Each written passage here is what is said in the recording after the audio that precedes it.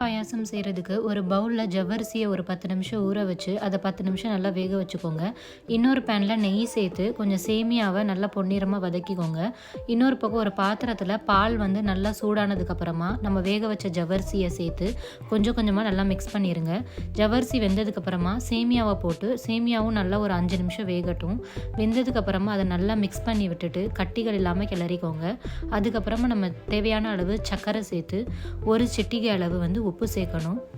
5 நிமிஷம் நல்லா வேகட்டும். ஒரு பேனில் கொஞ்சம் நெய் சேர்த்து முந்திரி, பாதாம், பூசணிக்காய் விதைகள், காஞ்ச திராட்சை இது எல்லாத்தையும் போட்டு நல்லா பொன்னிறமாக வறுத்துக்கோங்க.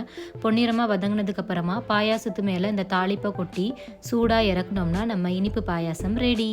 வெயிட் பண்ணிவிட்டு வாங்க சாப்பிட்லாம்.